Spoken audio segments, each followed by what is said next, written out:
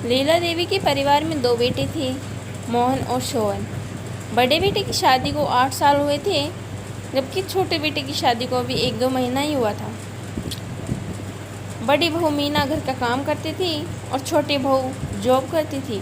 फिर एक दिन, माँ जी, ये देखिए मैं आपके लिए सुंदर बनारसी साड़ी लाई हूँ। ये तो बहुत सुंदर साड़ी है बहू, पर कीमती होगी।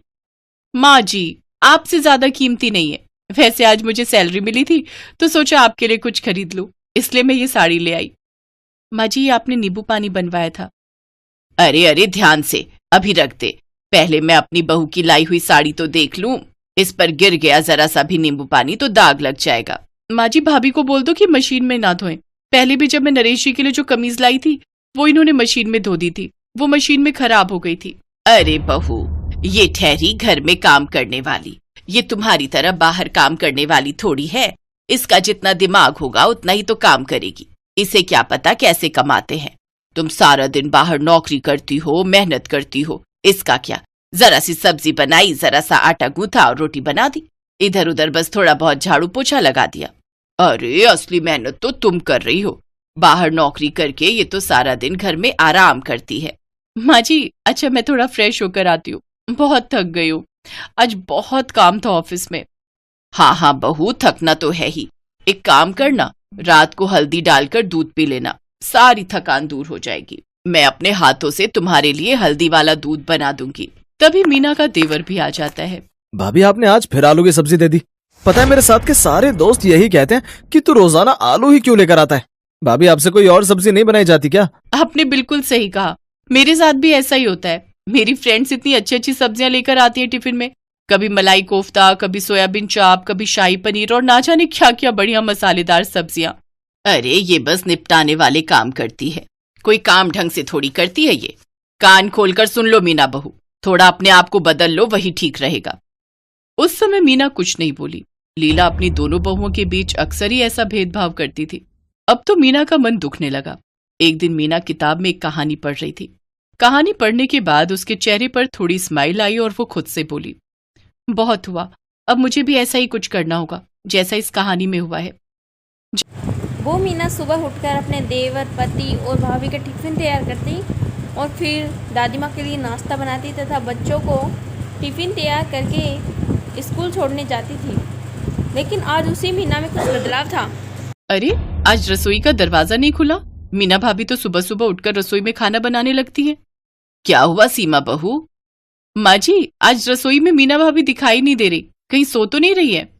माँ, मीना की तबीयत ठीक नहीं है। बोल रही है पूरे शरीर में दर्द है और बुखार भी लग रहा है। देखता हूँ दिन में डॉक्टर के पास लेकर जाऊंगा। 11 बजे आएगा डॉक्टर। ओह, पर मुझे तो आज बहुत जल्दी ऑफिस जाना था। उस दिन रसोई में कुछ भी नहीं बना था। लीला देवी ने भी बाहर का खाना कुछ खा लिया था, थोड़ा बहुत, जो अपने बच्चों के लिए लेकर आया था। और वह दिन में थोड़ी चाय बनाती है और घर में कोई काम वाली ना होने की वजह से लीला देवी ही घर का पूरा सारा काम करती हैं। वो बहुत परेशान हो जाती हैं, उसकी कमर में दर्द होता है और वो दर्द से चिल्लाने लगती हैं।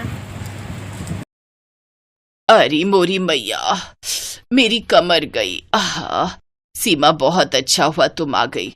रात की रोटी तो तुम ही बना लो। मेरी तो कमर में बहुत दर्द है, हिला भी नहीं जा रहा। पर माँ जी, मेरे में तो बिल्कुल हिम्मत नहीं है रसोई में काम करने की।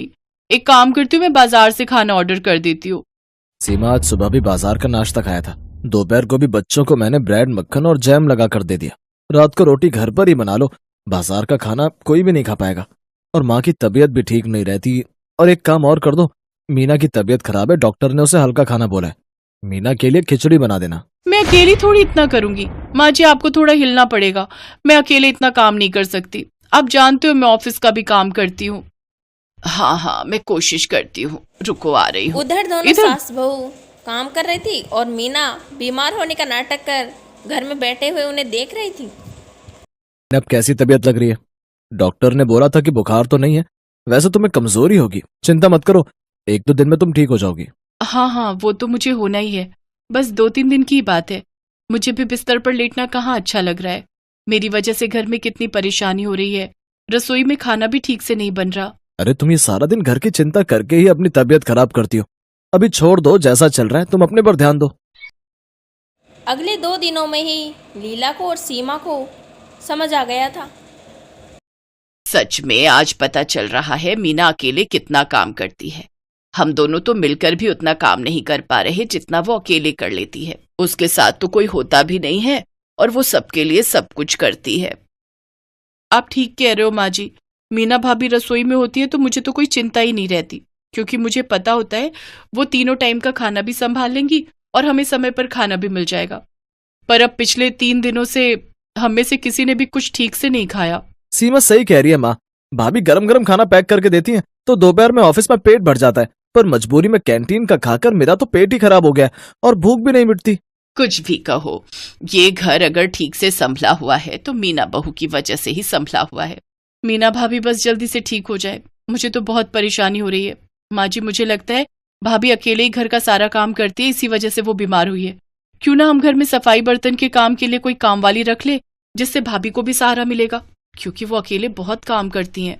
हाँ तुम ठीक कह रही हो, वो अकेली कितना ही करेगी, हमारा ध्यान इस तरफ कभी गया ही नहीं। माँ जी वो पड़ोस में जो एक काम वाली काम करती है ना, उसको बुला लेती हूँ, वो साफ सफाई और बर्तन कर जाया करेगी। ठीक है बुला लो, बात कर लेंगे। मीना यही तो चाहती थी कि उसकी अहमियत को कोई समझे। घर में काम वाली रख ली जाती है। जी आपका लंच। सीमा तुम भी अपना लंच ले जाना, मैंने पैक। थैंक यू भाभी, मैं इस लंच को बहुत मिस कर रही थी। अब आप आराम करना, वो काम वाली 10 बजे आ जाएगी और सारा काम कर जाएगी। माँ जी आपकी कमर में दर्द था ना, लाओ मैं थोड़ी मालिश कर देती हूँ। जीती रहो बहू, हमेशा खुश रहो। सबने मीना की अहमियत को समझा और उस दिन से सब कुछ ठीक हो गया था।